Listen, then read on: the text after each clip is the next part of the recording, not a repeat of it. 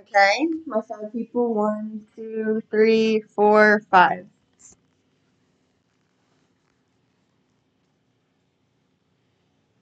I've gathered you all here today to talk about our favorite football team, the Seattle Seahawks. And just to break the ice, let's reminisce about the time we quite literally caused an earthquake. According to the Pacific Northwest Seismic Network, they recorded the Beastquake on January 8th, 2011.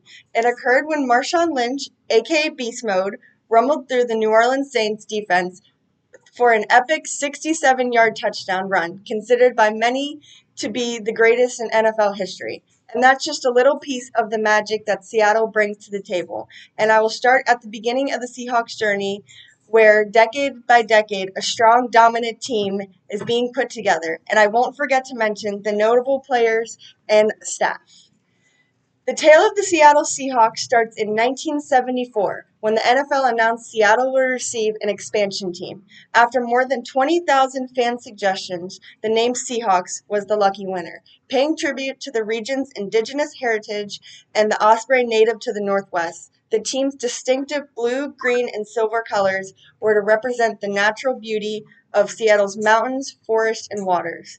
The Seahawks took the field for the first time in 1976, playing at the iconic Kingdome, led by head coach Jack Patera, playing their first season in the NFC and then switching to the AFC in 1977. The team faced the usual struggles of a new franchise going 2 for 12 that year, but quickly earned a reputation for their gritty determination. Early stars like quarterback Jim Zorn and wide receiver Steve Largent began to shine. Largent, in particular, soon became a household name and eventually retiring as the NFL's all-time leader in receptions, yards, and touchdowns.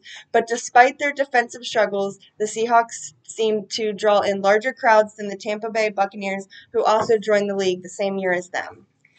The 1980s, the Seahawks were growth into the playoff contenders. In 1983, the franchise made its first appearance under the new head coach, Chuck Knox, also known as Ground Chuck, for his heavy run offense. That year, the Seahawks stunned the football world by reaching the AFC Championship game and defeating the Miami Dolphins and the Los Angeles Raiders along the way. Throughout the decade, we were able to collect valuable players for the team, players like Dave Krieg, Kurt Warner, and legendary defensive lineman Jacob Green. The Seahawks named their fan base the 12th man for their incredible support and noise developed true home field advantage at the Kingdome. An official from Guinness World Records recorded the crowd noise at 137.6 decibels during the Seahawks' victory over the New Orleans Saints in 2013. They previously held the record earlier and broke it again during that game. The 1990s were a decade of change and challenge for the Seahawks. The team struggled on field and failed to reach any playoff games, and for even having a winning record. In 1997, some big changes happened, making Microsoft co-founder Paul Allen owner of the team. May he rest in peace. And he saved the franchise from relocation and ensuring it would remain in Seattle. Although our record in the 90s was horrific, our standout player of the decade is Cortez Kennedy, drafted in 1992 as defensive tackle. He was able to showcase his own brilliance with the Seahawks' terrible record, and he still made Defensive Player of the Year, and still to this day is considered one of the best defensive tackles. The early 2000s is considered the Mike Holmgren era, making a turning point in 1999. Holmgren, fresh off a Super Bowl victory with the Green Bay Packers, brought a new sense of purpose and discipline to the organization. He built a talented roster featuring quarterback Matt running back Sean Alexander, and left tackle Walter Jones. Around this time, the NFL realigned divisions and the Seahawks moved from the AFC to the NFC West in 2002. The 2010s marked a new era again with the Seahawks hired Pete Carroll as head coach, ushering in a new era of boldness and innovation.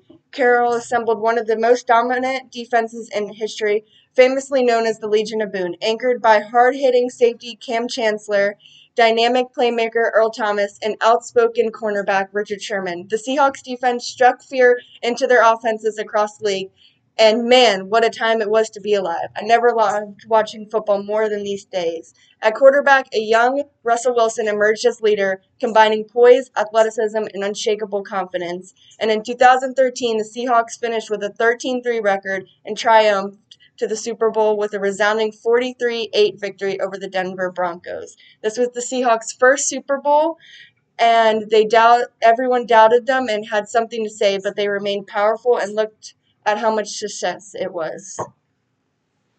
This year marks 50 years of the Seahawks football. They are even going to reveal a new jersey uniform called Rivalries, and it will make its debut Week 16 during Thursday Night Football versus the LA Rams. This Rivalries program is designed to connect with the team's local community and historical root.